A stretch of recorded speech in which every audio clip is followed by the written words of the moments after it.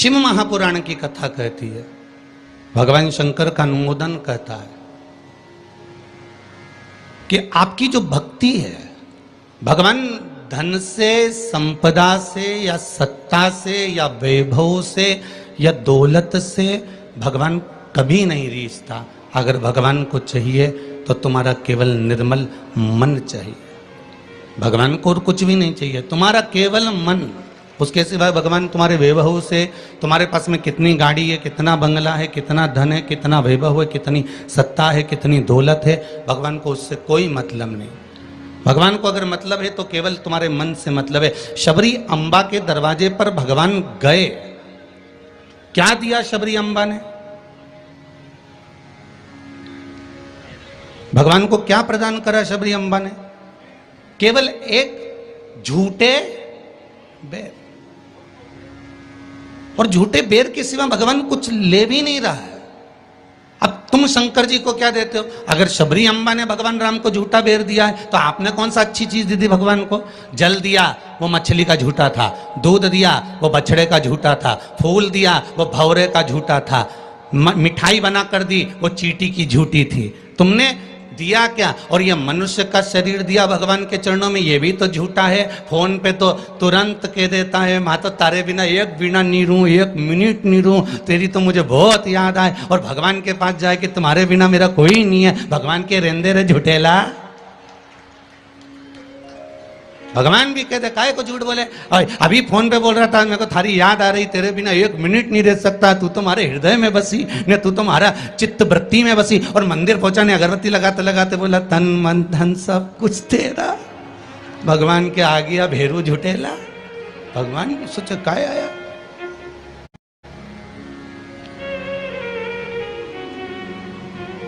अगर शबरी अम्बा ने झूठा बेर दिया है तो हमने कौन सी अच्छी चीज भगवान को दे दी है? हमने क्या भगवान को अच्छा दे दिया है?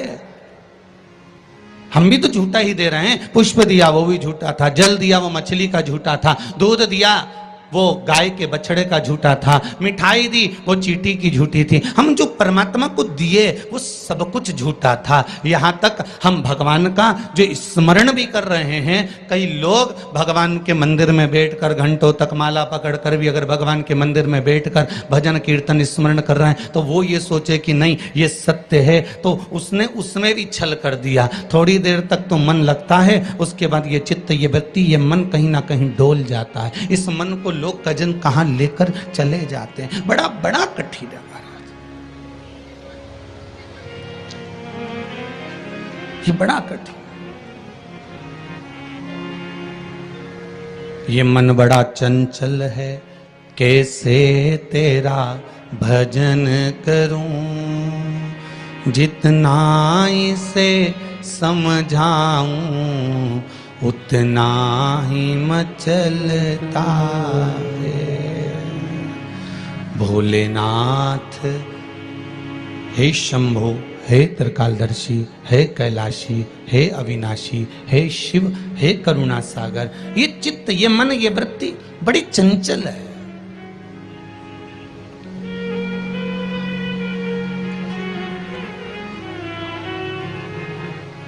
अगर ये मन, ये चित्त, ये वृत्ति थोड़ी भी परमात्मा में लग गई तो जीवन की सार्थकता हो गई।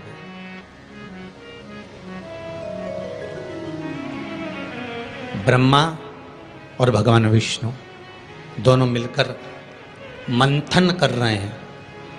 और एक बात बहुत ध्यान से सुनना, शिव महापुराण के इस चरित्र को याद रखना कि ब्रह्मा और भगवान विष्णु ने मंथन किया, और मंथन किया तो शंकर भगवान के शिवलिंग को प्रकट किया।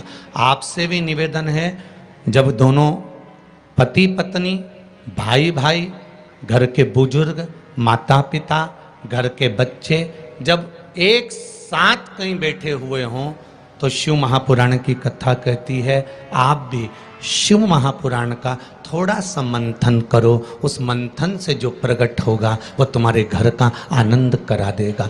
शिव पुराण का मंथन।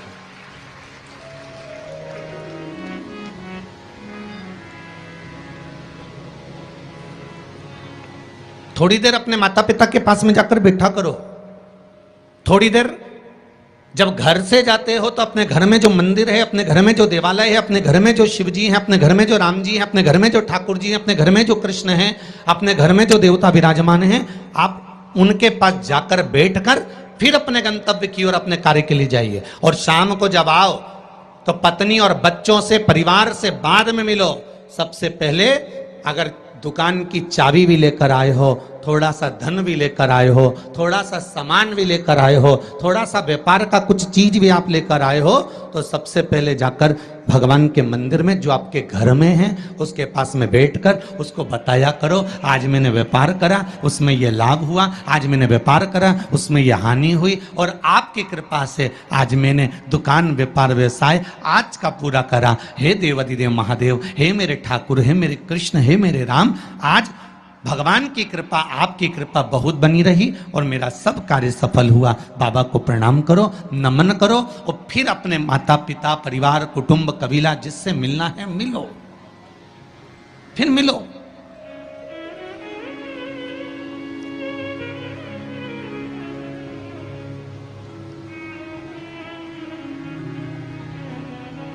आज किसी ने एक प्रश्न किया था सुबह, गुरुदेव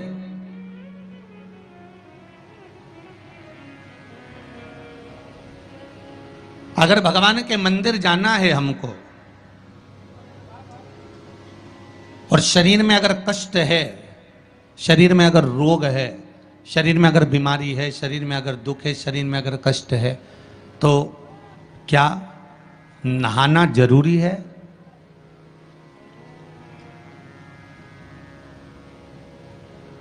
शिव महापुराण की कथा कह रही है, मत नहाओ, स्नान कर लो।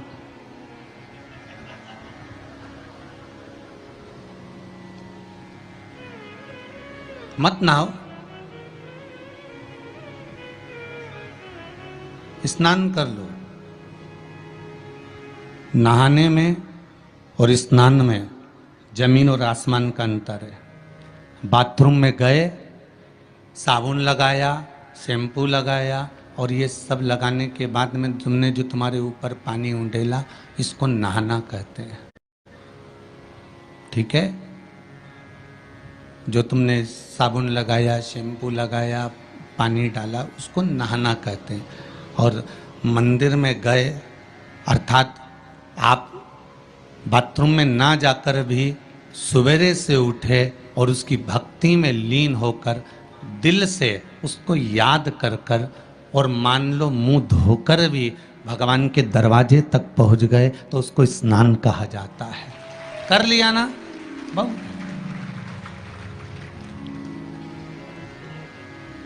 नहीं है ना शरीर में बल? एक पत्र में लिखा है किसी ने,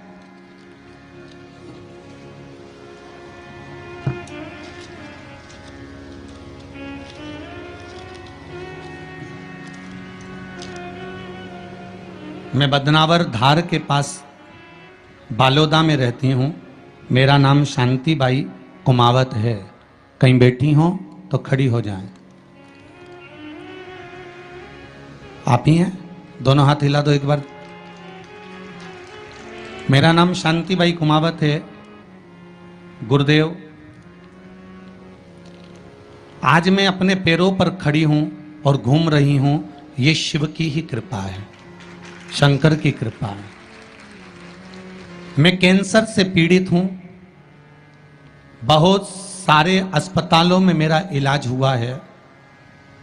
ऐसा कोई हॉस्पिटल गुजरात का, राजस्थान का और महाराष्ट्र का नहीं जहां पर मेरा इलाज नहीं हुआ। रह रह कर कैंसर उपज रहा था, परेशान हो गई थी गुरुदेव। तब बाबा की कृपा से डॉक्टर ने कह दिया अब तुम्हारे शरीर में और ऑपरेशन का दम नहीं बचा, इसलिए अब तुम भगवान के ही सहारे जियो। और डॉक्टर ने अगले ऑपरेशन करने से मना कर दिया। मैं घर आ गई, शिव महापुराण की कथा सुनी और गुरुदेव अब मैंने भी विचार कर लिया कि ये शरीर मैंने शंकर को दे दिया। और गुरुदेव एक बेलपत्री शिव जी पे चढ़ी हुई अपनी पोती से, बेटों से बुलवाती और उस बेलपत्री को जल के साथ खाना चालू कर दिया। 2 कदम भी नहीं चल पाती थी क्योंकि कैंसर के ऑपरेशन इतने हुए थे। गुरुदेव, आज मैं इस पंडाल में बैठकर कथा सुन रही हूं, ये शिव की ही कृपा है, ये शंकर की करुणा। एक बात बहुत सुंदर आपने लिखा है शांतिबाई जी, माता जी, कि गुरुदेव जांच भी कराई, अब डॉक्टर बोल रहा है तुम तो ठीक होती चली जा रही हो, ऑपरेशन की भी जरूरत नहीं है। अब बाबा की यह कृपा हुई है, ये करुणा है। बैठो मां, बैठो। हर हर महादेव। ये शिव की कृपा है, ये शंकर की करुणा, ये शंकर की उदारता है, ये शंकर की दया है, ये शिव करुणा है। अकाल मृत्यु वो मरे जो काम करे, चंडाल का काल उसका क्या बिगाड़े, जो भक्त हो महाकाल का।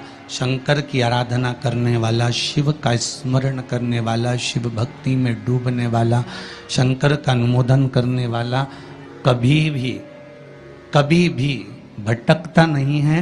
शिव उसको मार्ग तक पहुंचा ही देता है, पहुंचाएगा।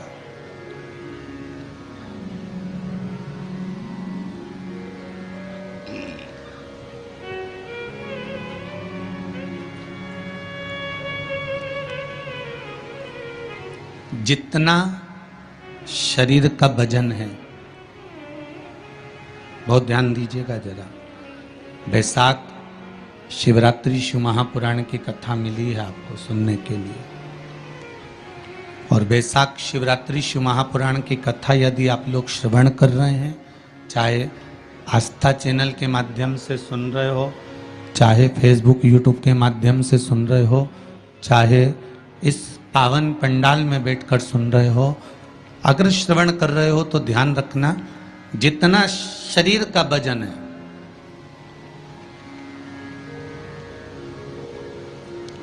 सत्तर kilo, 25 kilo, 20 kilo, 15 kilo, 50 kilo, उतना ही किलो के हिसाब से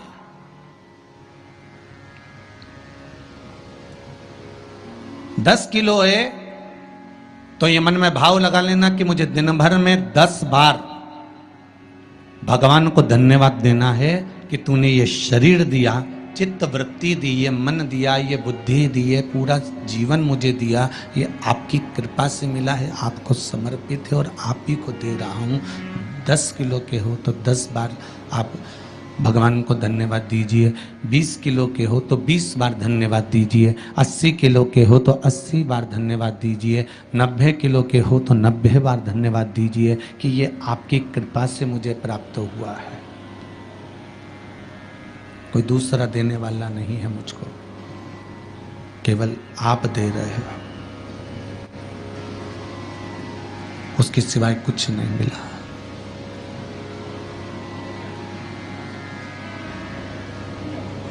बड़ी मुश्किल से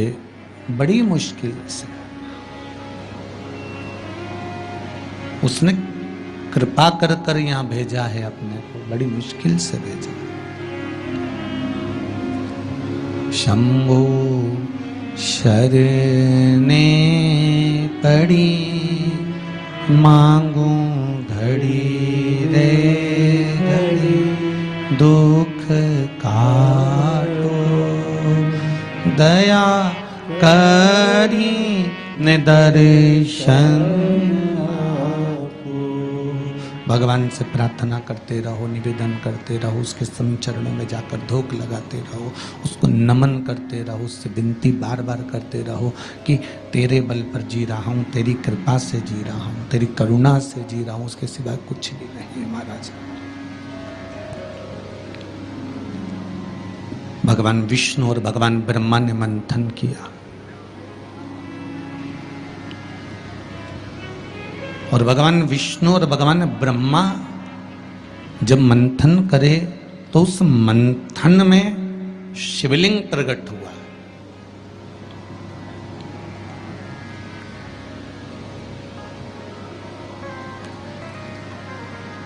मंथन में शंकर का प्रकट होना बहुत बड़ी बात है।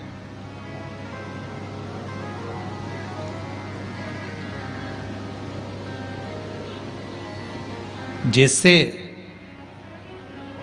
बात बात में शिवजी का नाम, शंकर का यश, शंकर भगवान का गुणगान, शंकर भगवान की भक्ति की बात आपके मुख पर अगर बार बार आ रही है ना, आप बार बार कह रहे हैं कि बड़ी कृपा करी साहब मेरा, मैंने तो पशुपति व्रत करा था और भगवान ने मेरा ऐसा कर दिया, मैंने भगवान को मूंग चढ़ाया था और भगवान ने ऐसा कर दिया, मैंने चावल चढ़ाया था भगवान को और भगवान ने ये कर दिया, मैंने भगवान को बेलपत्र चढ़ाया था भगवान ने मेरा ये काम कर दिया, भगवान को मैंने धतूरा चढ़ाया था भगवान ने मेरा ये काम कर दिया। आप बार बार शिव जी का यशगान गाते हो ना, यश गुण गाते हो, तो उसमें भी एक सुख का अनुभव होता है।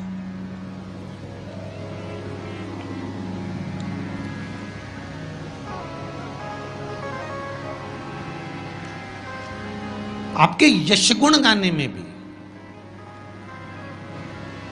करके देखना। साथ से निवेदन है, बहू की बड़ाई करके देखो, बहू का यश गुण गाकर देखो। कितनी भी बुरी बहू हो, कितना भी अपशब्द कहती हो, कितना भी ताना देती हो, कितनी भी गाली देती हो, कितना भी आड़ा टेढ़ा बोलती हो, भले तुम्हें संभालती हो ना संभालती हो, तुम्हारा सम्मान करती हो ना करती हो, तुम्हारा आदर करती हो ना करती हो, उसके बाद भी तुम 4 लोगों से अपनी बहू की बड़ाई कर कर देखना, खूब बड़ाई करना उसकी, खूब यश गुण गाना उसका। भले वो गाली दे, अपशब्द के ताना दे, कुछ भी बोले, पर तुम यश गुण गाओ उसका, खूब गाओ और खूब दिल से यश गुण गाओ उसका। 1 महीना इंतजार करना यश गुण गाते गाते। दूसरे महीने में जिस बहू का तुमने यश गुण गाया है, ये शिव महापुराण की कथा कहती है, वो भी सिर पर पल्लू लेकर तुम्हारे को धोख लगाने आएगी जरूर, ये पक्का है। आप अपने भीतर कुछ अच्छा तो लाओ।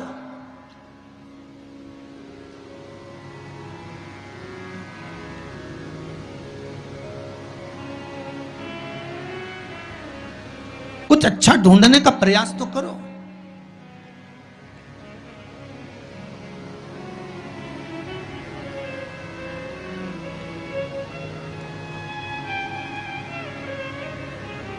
आज कोई कह रहा था गुरुजी, पूरे भारत में, पूरे जगह पर देखा जाए तो आज दुनिया के लोग ये भगवान के नाम से क्यों इतना चिढ़ने लगे।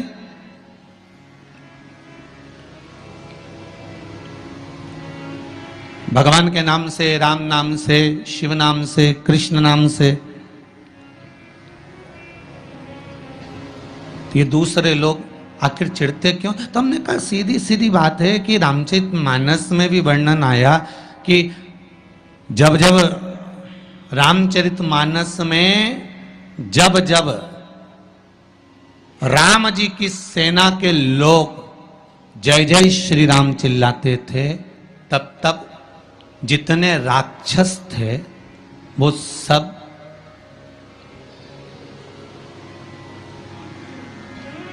जितने राक्षस थे, जितने भी,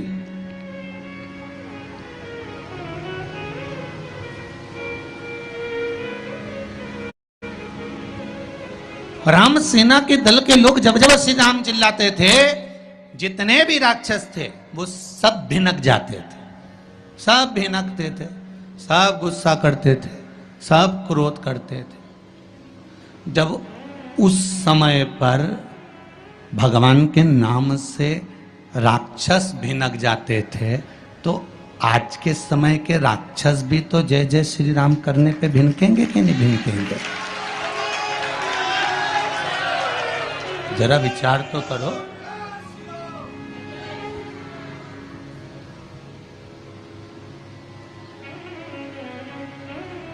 जब उस समय पर राम दल की सेना चलती थी और हनुमान जी ने धमक के, अंगद ने कूद कर रावण के सामने कह दिया था जय जय श्री राम, तो सारे राक्षस भिनक गए, सब को क्रोध आ गया,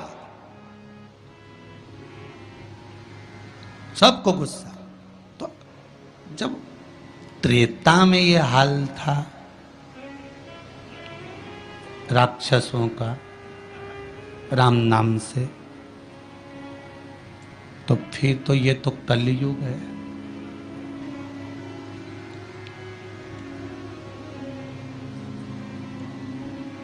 अब तुम राम बोलोगे तो थोड़ा सा तो भिनकट्टा छूटेगा ही इनके भीतर भी, थोड़ा थोड़ा तो आएगा। पर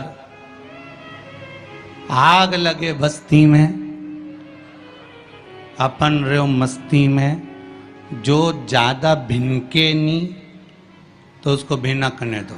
तुम तो जोरदार खजूर वाली चोटी बना के बिंदी लगा तैयार होके भगवान के मंदिर जाओ और न राम नाम गुण गाओ, शिव का स्मरण करो, लोटा भर के जल चढ़ाओ, शंकर का भगवान का भजन करो। शिव की भक्ति में जितने जितने लग सकते हो उतने लगो, कुछ नहीं बिगड़ेगा। एक लोटा पानी जो भगवान शंकर को समर्पित करता है, मरने के बाद तुम्हारी औलाद तुम्हारा किसी पवित्र नदी में तर्पण करे ना करे, तुम्हारा शिव को दिया हुआ जल तुम्हारे खाते में पहुंच जाता। आपने जो शंकर भगवान को एक लोटा जल दिया है, शिव जी को एक लोटा पानी चढ़ाया, शंकर भगवान को एक लोटा जल समर्पित करा है, शंकर भगवान को एक लोटा जल अगर आपने दिया है तो वो आपके खाते में पहुंचेगा जरूर, ये निश्चित है, पक्का है।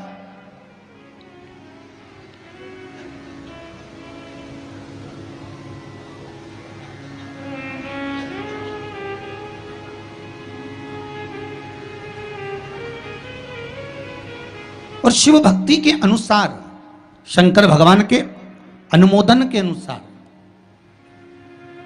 पहले भी कथा में कहा, आज फिर कह रहे हैं, आप जब शंकर भगवान को एक लोटा जल समर्पित करते हो तो वो 33 कौटी देवताओं के हिस्से में चले जाता है, एक भाग पितरों के हिस्से में चले जाता है, एक भाग आहूतों के हिस्से में चले जाता है, एक भाग वाचुकों के हिस्से में चले जाता है। आपने जो भगवान को दिया वो धीरे धीरे धीरे धीरे धीरे धीरे धीरे बढ़ता चले जाता है, भगवान के धामों में पहुंचता चले जाता है।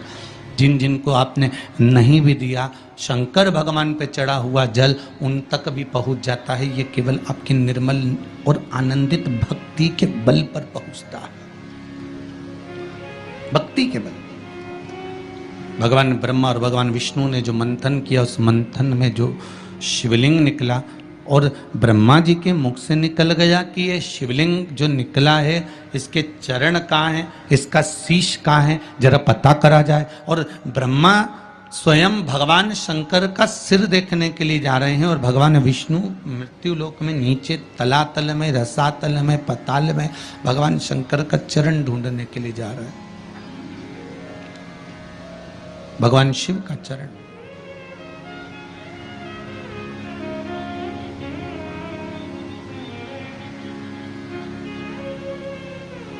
गए दोनों, वो ऊपर गए, ये नीचे गए देखने के लिए। कई लोग शिव महापुराण की कथा, स्मरण, भजन, कीर्तन सुनने के लिए नहीं जाते हैं। मंदिर में कई लोग भगवान शंकर पर जल चढ़ाने नहीं जाते हैं। कई लोग ये देखने के लिए जाते हैं कि कौन आया कौन नहीं आया, किसने सुना और किसने ना सुना, किसने धारण करा किसने ना करा।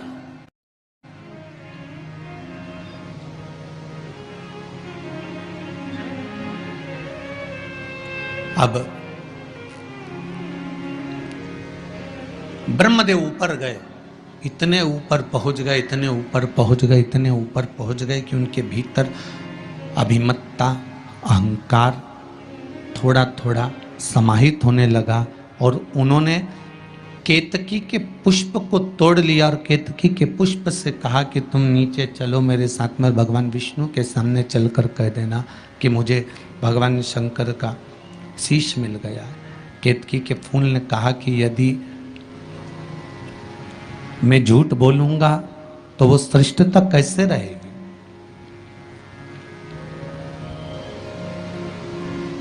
मेरे झूठ बोलने की श्रेष्ठता कैसे होगी? कौन मानेगा मेरी बात को?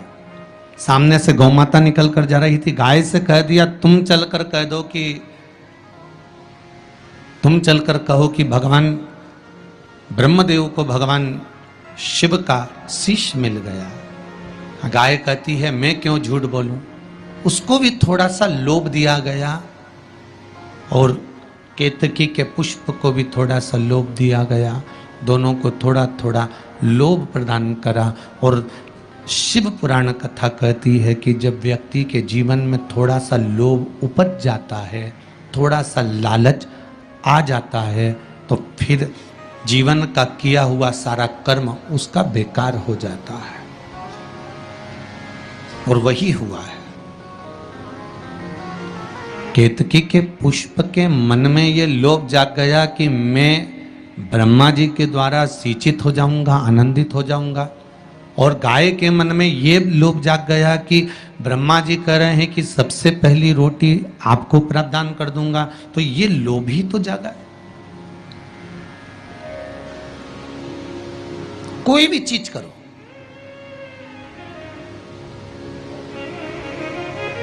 अगर कोई सत्कर्म आप कर रहे हैं, थोड़ा सा अच्छा कार्य आप कर रहे हैं, भगवत भजन आप कर रहे हैं, कीर्तन आप कर रहे हैं, मंत्र जाप आप कर रहे हैं, स्मरण आप कर रहे हैं, नाम जाप यदि आप कर रहे हैं, तो वो लोभ से परिप्त होना चाहिए, बहुत दूर।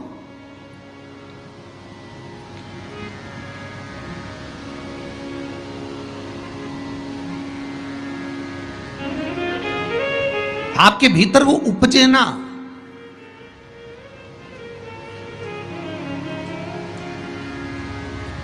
फिर चाहे दुनिया के लोग कितना भी कहे ना, वो एक बेल बेचारा किसान का एक बेल कुएं में गिर गया। अब कुएं में गिर गया तो किसान का बेल जब कुएं में गिरा तो ये देखा कि कुएं में से बेल को निकालना है। खूब मेहनत करी किसान ने बेल को निकालने की, पर वो बेल निकल नहीं रहा था। बहुत बहुत बहुत बहुत मेहनत करने के बाद भी वो बेल नहीं निकला। बहुत अथक प्रयास करा गया पर बेल नहीं निकला। तब किसान ने फिर कहीं मशीन वाले से कहा होगा कि इस बेल को निकालना है। मशीन वाले ने कहा 25,000 रुपये लग जाएंगे, 20,000 रुपये लग जाएंगे। तो उसने सोचा 20,000 25,000 लग जाएगा तो इससे अच्छा है कि इसको पड़े ही रहने दो। बेल किसी काम का तो था नहीं, बूढ़ा हो गया था। अगर बेल बूढ़ा हो गया है तो इसी कुएं में पड़े रहने दो, मर जाएगा। इसी कुआं भी सूख गया है, इसमें कोई दिक्कत वाली बात नहीं, अपन कचरा पटकते जाएंगे, बेल को वहीं की वहीं दबा देंगे। गाँव के लोगों से कह दिया मेरा बेल कुएं में गिर गया है और ये बूढ़ा हो गया था। एक काम करो, तुम्हारे गांव का जितना भी कचरा है ना, घर वाले वो सब लाकर इसमें डालते हैं ना, बेल मर जाएगा, धीरे धीरे उस पे मिट्टी डल जाएगी। गांव के लोगों ने कचरा लाकर डालना चालू करा। जैसे जैसे बेल के पास में कचरा पटकना प्रारंभ करा, बेल भी समझदार था। इधर कचरा पटकते तो इधर पांव रखकर खड़ा हो जाता, इधर पटकते तो इधर पांव रखकर खड़ा हो जाता। धीरे धीरे पूरा कुआं भराते चले गया और बेल कचरे पर पांव रखते रखते रखते रखते रखते रखते बाहर।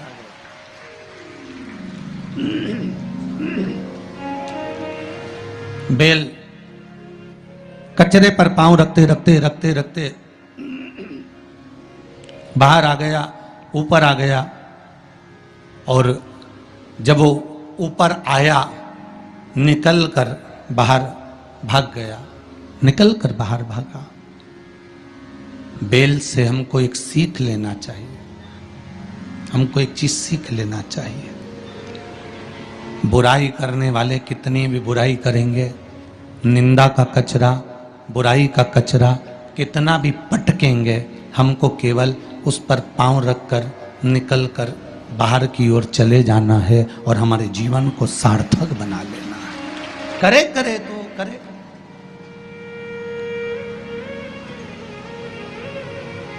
अब शब्द कहने वाला कहता रहे, ताने देने वाला देता रहे, गाली देने वाला देता रहे। अपनी शिव भक्ति, अपना स्मरण, शंकर का अनुमोदन होता रहे, बस इसका ध्यान रखना। बैसाख के महीने में नवमी तिथि को माता जानकी का प्रागट्य हुआ है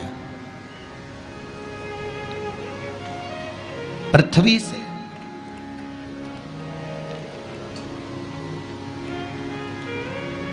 कभी एक विचार करिएगा कि नरसिंह अवतार बैसाख के महीने में हुआ, कुर्मा अवतार बैसाख के महीने में हुआ, हयग्रीव अवतार बैसाख के महीने में हुआ, परशुराम अवतार बैसाख के महीने में हुआ, माता जानकी का अवतार बैसाख के महीने में हुआ। आखिर बैसाख के महीने में, माधव महीने में इतनी महत्वता क्यों?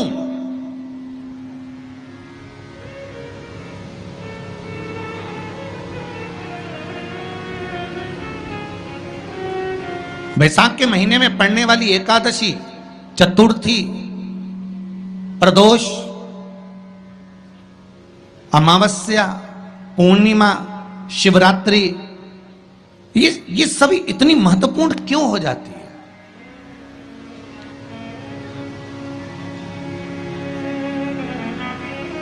इसकी महत्वता इतनी प्रबल क्यों हो जाती है? किस लिए? क्योंकि बैसाख का जो महीना पड़ता है, सूर्य की संपूर्ण तपन, सूर्य देव अपने पूर्ण तेज के साथ में, पूर्ण तेज के साथ में मृत्यु लोक के निवासियों पर, चाहे जलचर हो, थलचर हो, वायुचर हो, चाहे जो जीव हैं, उस पर जब किरण फेंकते हैं तो संसार का जो मनुष्य है उस पर जब ताप पड़ता है तो ताप पड़ने के कारण उसके मुख से भगवान का नाम निकल ही जाता है, स्मरण नाम निकल ही जाता है। जब उसके मुख से भगवान का नाम निकलता है तो वो भगवान की शरणागति खुद ग्रहण कर लेता है स्वयं।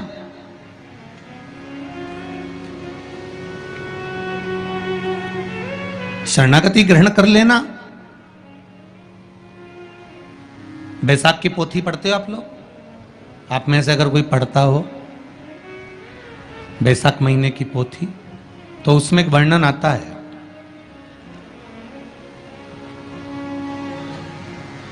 गीता प्रेस गोरखपुर के कल्याण अंक में भी आप ये पावन बैसाख चरित्र श्रवण कर सकते हैं। उसमें बैसाख महीने की पोथी में 10वें दिवस की कथा में 10वें अध्याय में एक व्याध और शंख मुनि का चरित्र आता है।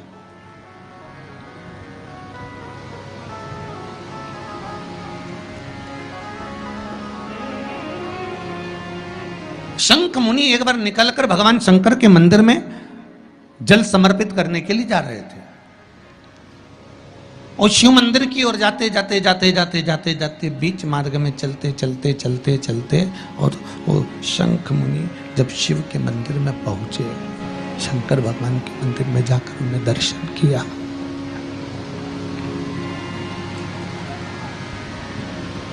जल का पात्र उठाया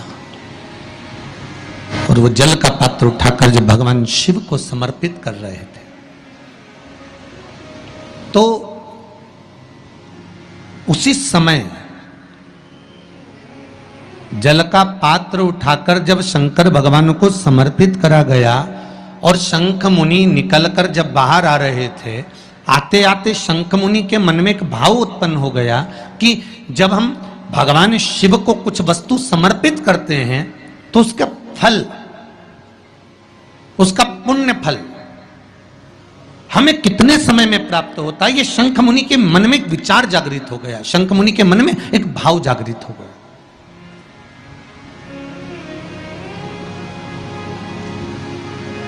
कई माताएं पशुपति व्रत करती हैं, कई ऐसी भी माताएं हैं जिन्होंने 2-3 बार पशुपति व्रत कर लिए होंगे।